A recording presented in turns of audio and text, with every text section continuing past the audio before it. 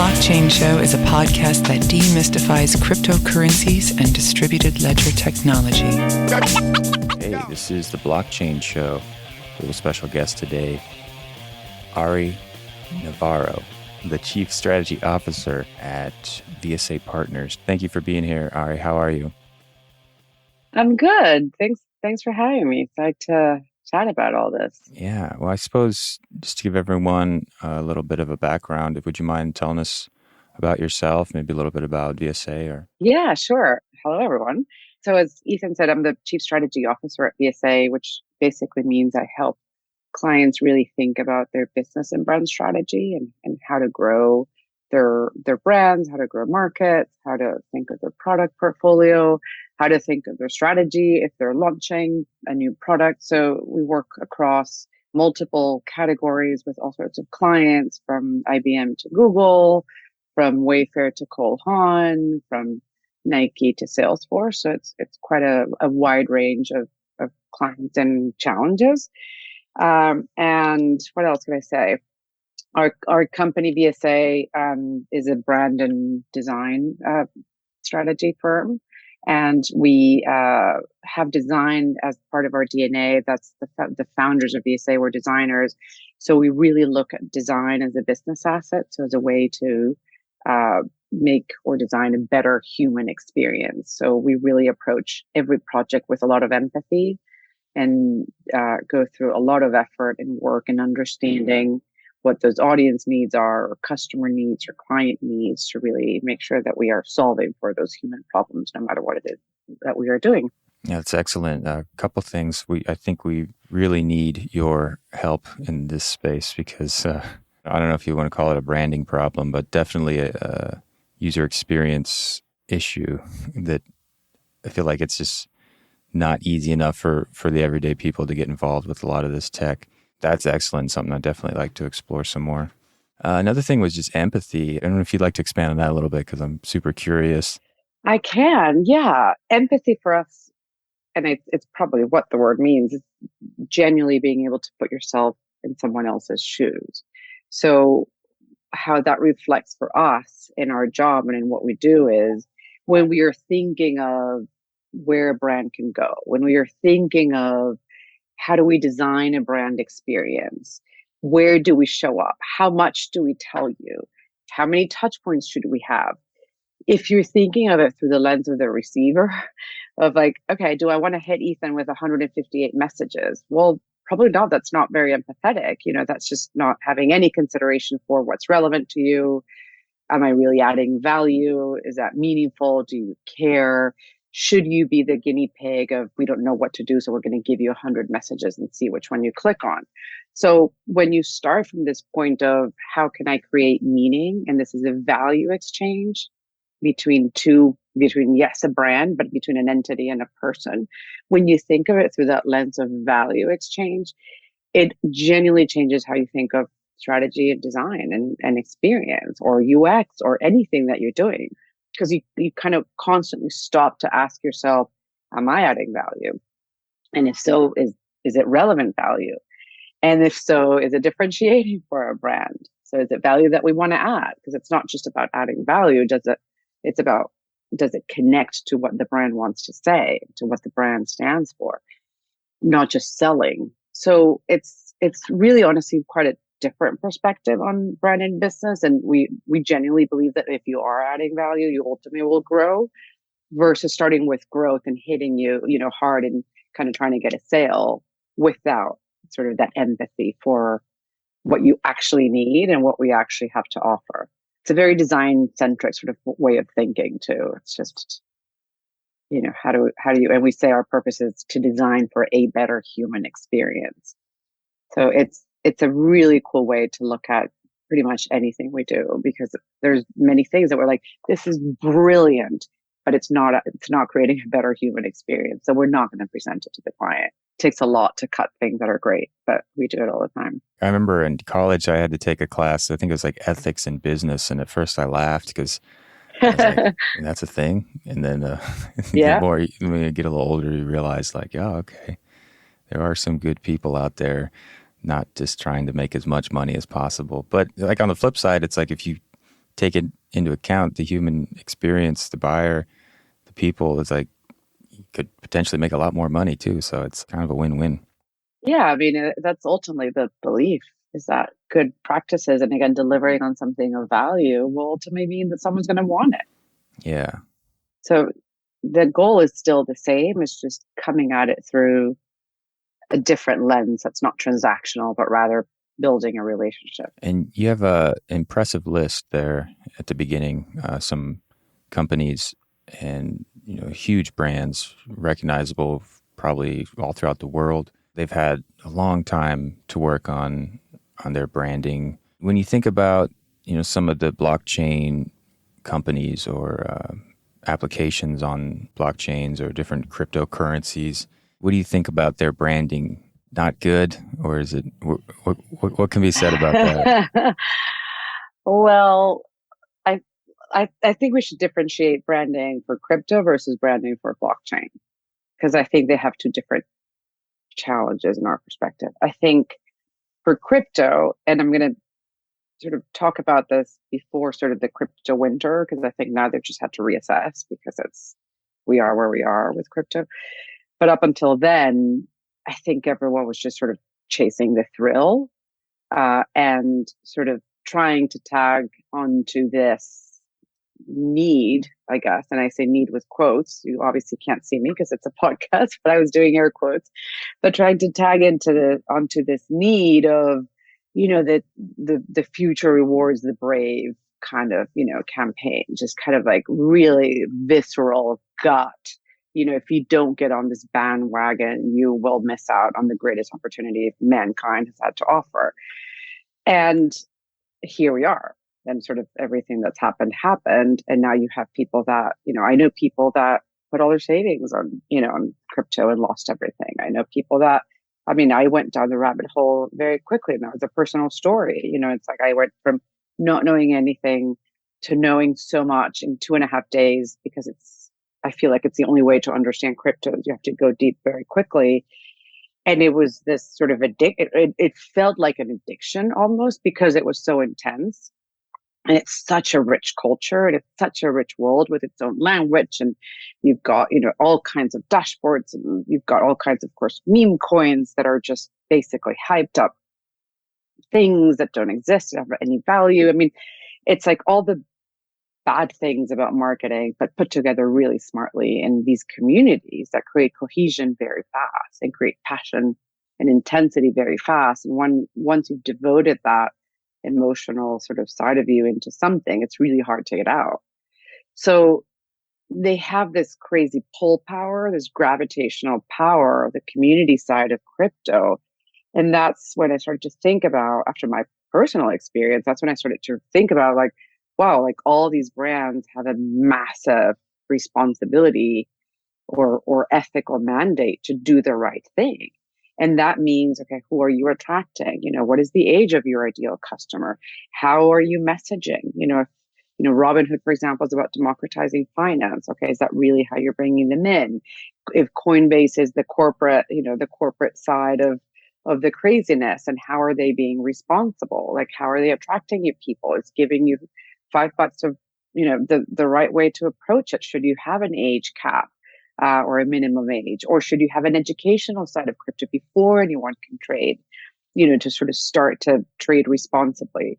So there's all these things that I started to sort of think about what brands have to do and how they go after the markets that they want to go after, because it's, again, very easy to sort of go deep, and it very easily can go wrong, as we all know. And then what is the currency side of crypto, which is more the future and the stable side of it versus the trading side, but how do you bring those concepts together? So it's a really complicated thing. And I say thing because, of course it's a digital currency and all the things that we know that crypto is, but for most people, they don't understand. It's just, oh, well, everyone's trading crypto. Great. All these apps make it so easy. There's literally no wall to get, like, there's no ramp that you have to even jump on to get into it. It's such easy access. So there's something there that I think all the platforms, all the trading platforms have to consider and have to do it well, and I see them doing. I see a lot of them doing really good things. I mean, I know Robinhood now has like a 24-hour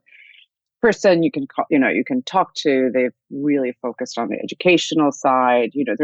There's a lot of that happening, but there's also a lot of that not happening, and certainly wasn't happening in the Floki days and the crazy meme days until they had to sort of change. So I'll pause there for a second because that was probably a lot, but that's kind of the crypto side challenge or branding challenge that I see. That was excellent. I really enjoyed that. I have a friend who is a film major, and I can't watch a movie with him because he's picking out every little thing that he doesn't like about how they film the movie. Do you struggle with that when you're looking at some of these crypto and blockchain things? Oh my God, what a brilliant question. So I was telling a friend the other day, I said, listen, my job is to look at anything really. And let's say it's a business strategy or a brand, or like let's even a campaign. My job as a strategist is to really pick out what's wrong and figure out what to fix. So my first feedback is always going to be like, oh, they could have done da da da da da. But it's not because it's negative. It's because it's like that's how my brain works. I'm looking at what do we need to fix, or how do we optimize this, or what should be better, or how do you grow the opportunity, or are you relevant? Are you adding value? Like my brain sort of automatically going through those filters as I'm looking at it. Is this unique? Do I understand what you want to say? Is it compelling? So it's kind of like an automatic tape in my head as I look at any project or any brand or new client, old client. So yeah, I'm probably the brand equivalent of your friend for sure. Yeah, it makes such a huge difference. I think about some of the different services I've used, and there's really like a trust issue in the early days for me. It sounds kind of dumb, but it really came down to like, does this feel right? Is this experience what I'm looking for? And, luckily I have friends who know what's going on. They'll tell me like, stay away from this project. This is not a true crypto coin that you want to mess with. But a lot of the branding on some, say even just exchanges, I don't know, it just kind of pulls you in a way and makes you want to stay for a little while and learn. And I think it's just like a really important aspect that's missing on a lot of others, because there's also a lot of like straight up scams that you can tell right away, because I think there's no good branding with those. It's like walking down a dark alley at night and you're like, oh, wait a minute. I think that also gets to another point, which is, let me back up and give a simple example. If you're going to buy a pair of shoes, there's not a lot of criteria to figure out if you're going to buy them or not. It's either, do you like them? Are they comfortable? Are they in a price point that you can pay? And I guess the liking part is, are they cool? Do you like the style? It's style. That's it. That's literally it. You don't have to research this. You don't have to spend 5 years talking to people. Like you just go and buy your shoes. And with crypto, it's obviously not the case. So what do we do? How do we, or maybe the question is like, what do we need to do? Do we need to shorten the on ramp? Do we have to make it easier? Or do we have to make it harder because there's so much risk?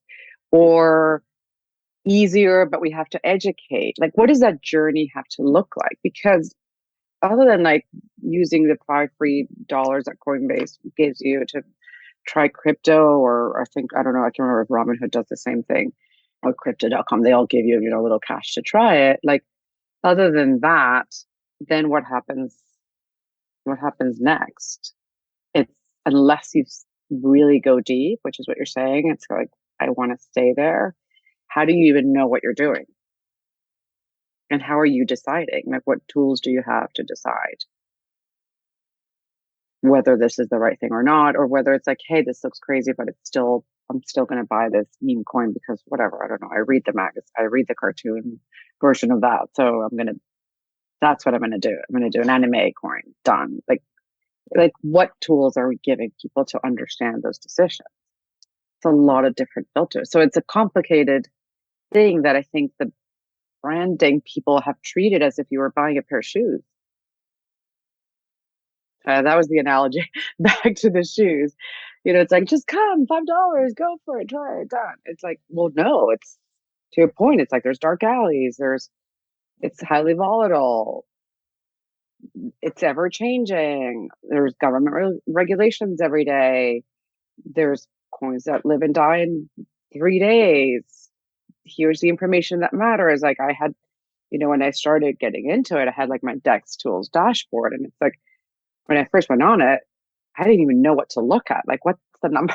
Like, what's the thing I actually have to look at to decide when I get in? Because it's still volatile, as you know. It's sometimes you have a 5 minute window when the thing's coming down and you want to get in. So it's just there. I don't think there's anything out there like that, that you have to engage at that level.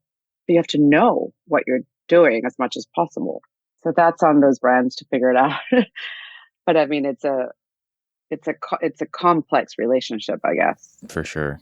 Yeah, it's been a kind of a wild ride the last like 7 years, I think. Been doing this show, and I think about it, maybe I don't even really know what a brand is, I think I do, but when I think of, just in this space, like Ethereum, I know their logo, I know what Bitcoin, it's, I think I have a basic understanding. Maybe we should break that down a little bit for me and the audience. Yeah. I love that you're bringing that up because we ended up not doing it, but we were talking to this new blockchain company. And we said, okay, let us look a little bit at the landscape of, sort of blockchain branding and kind of understand how people are talking about themselves and in a category that's really changing fast. It's like, I remember a stat that had said, all the blockchain infrastructure created up until now, and this was last year, 90% of that will have to change by 2021. That was last year. 90% of whatever you had been doing in blockchain, whether it was because of growth or integration to other tech like AI or interoperability, like whatever the reason, whatever you had done up until last year, all of that had to change. So there's just so much going on that as a brand, when you think about, okay, how do you define yourself? We have to account for that, meaning it can't just be so rigid that by the time 90% of everything changes in a year or two, your brand is already obsolete. So that was kind of like a really interesting aha or sort of consideration. But back to sort of the Ethereum brands, we started looking at, a few, I don't know, 6, 7 brands, from Solana, Ethereum, Hyperledger, Bitcoin, all that stuff. And I actually kind of want to read some of the stuff that how they talk about themselves. And this is where, a little empathy would have gone a long way. And you wouldn't know which is which. I'm going to read this out for listeners. Blockchain technologies enable direct transactions in a secure, transparent way. Baking trust into systems that operate with the efficiency of a peer-to-peer network. Another one, an innovative payment network and a new kind of money. Another one, enable trusted data exchange and workflow automation beyond the boundaries with distributed ledger technology and blockchain. Another one, as the leading independent technology organization, we integrate alliances, partnerships, and leaders from every aspect of the blockchain ecosystem. I mean, what do you remember from any of that? Not a very sexy industry. But also just like jargon, it's just like, I don't know what you do. I have no idea what that meant. We've worked with IBM forever. And I mean, even getting people on the cloud and then a hybrid cloud has taken them 20 years, let alone like blockchain, AI, and then quantum eventually. So all of a sudden you have all these companies. By the way, these were 6 different companies. They all sound the same.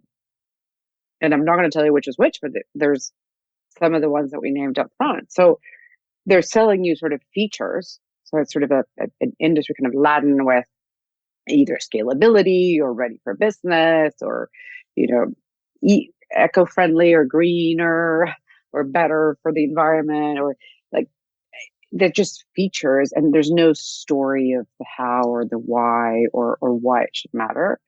So it is an industry as a whole that has to move from platitudes to kind of being very clear and intentional about what you do. It has to move from these generalities to really simplifying that pitch, and it has to move like speaking at you to growing with you. So I think it's honestly a challenge that most tech companies have in general, not just blockchain. And we see it with cloud, we see it with, again, a lot of the transformational tech because it's tech. So it's like the easier thing is to talk about what it does or the features or the platform. But it's not how human beings understand information. We understand in stories. That's how your brain works. You don't understand in data points. You understand how these are woven together as a story. So that's for me, the exciting part of blockchain, because that's the opportunity for a blockchain brand is to be clear about the story they want to tell. And then, yes, you support with all what makes your tech better, your ledger better. Yeah, I like that. That's one of probably the most interesting stories to be told currently. Huge potential that's just not evenly distributed yet. I guess I'll just leave it there. Yeah, it kind of brings up some bigger themes that I don't usually think about, which is I really appreciate that. I wanted to ask you about the ethical mandate crypto and trading platforms have for responsible design, and I'm also kind of unclear what responsible design means too. So, if you wouldn't mind. Yeah. No, my gosh, I thank you for bringing that up. So, I mean, when you're designing an experience, and an experience can be anything from obviously an app to a website to campaign, a banner that shows up to a store, all of that is an experience. You're designing it with the goal of engagement. And that means you want people to click, you want people to stay. You even talked about, oh, sometimes I stay on whatever this app forever. It draws you in. That is that is the brand dream, to draw you in.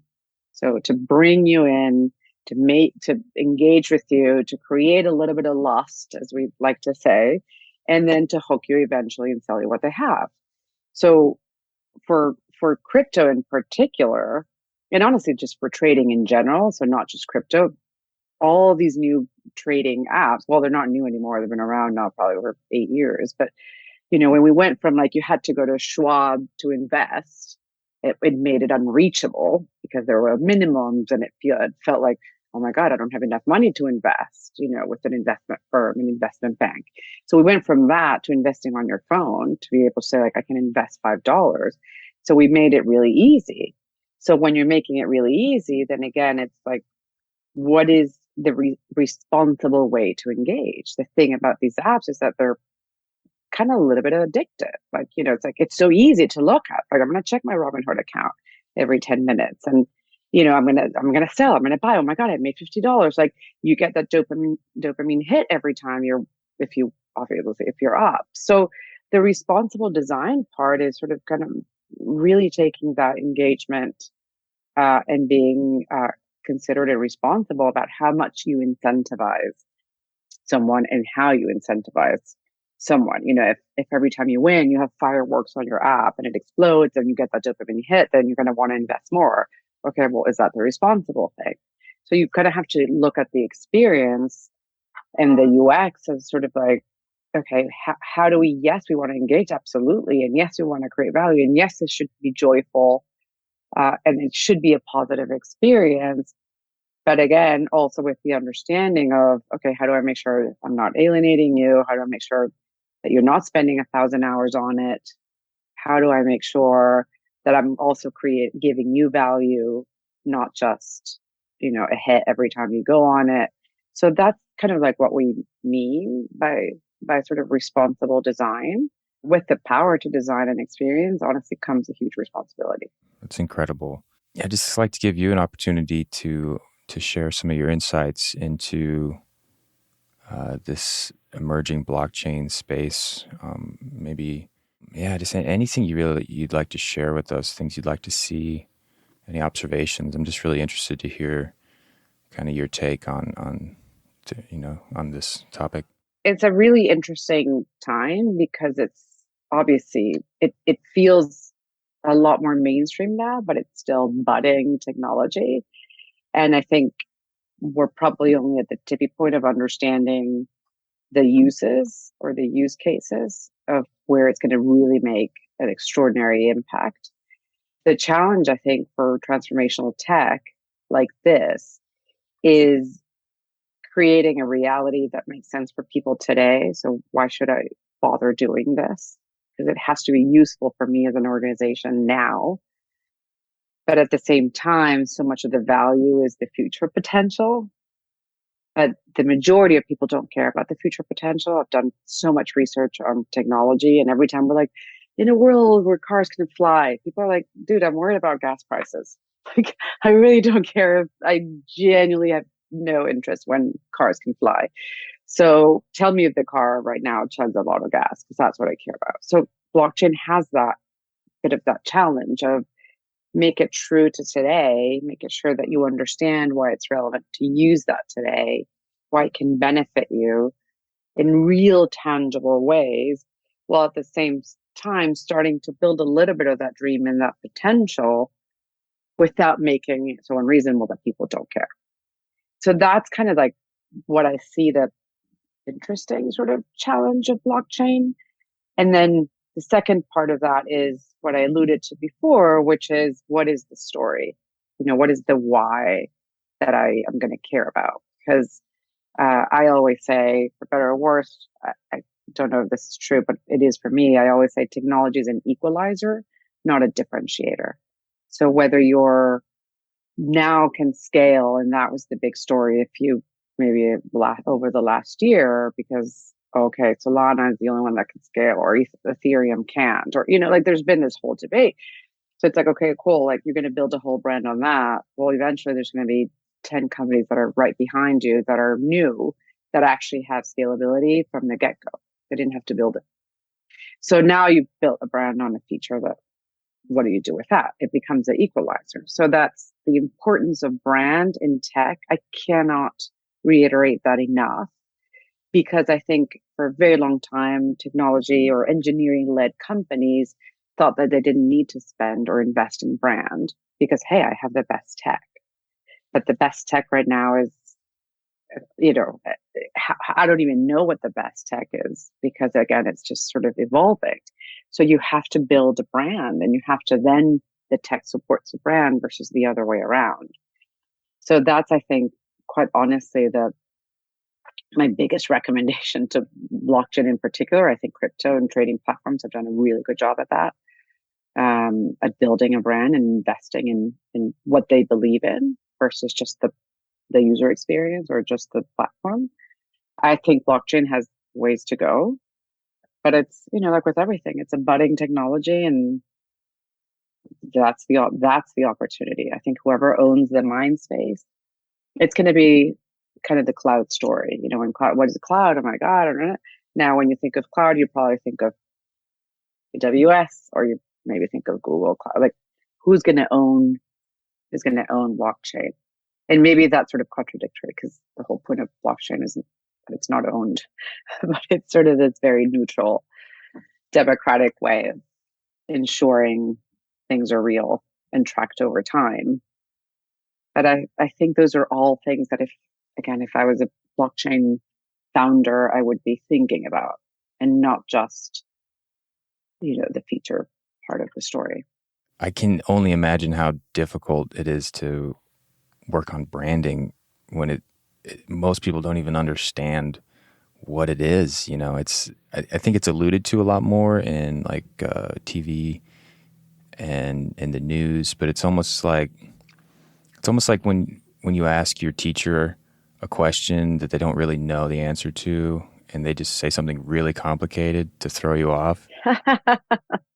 Yeah. I get that a lot with some people, and I definitely don't want to be like that myself. So that's why I do my best to just kind of educate myself and do the podcast. But yeah, branding for the blog, it was just such an interesting concept. So I'm really glad you could come on and talk to us about it. And really great minds you and your team have, because that's a very thoughtful and huge responsibility.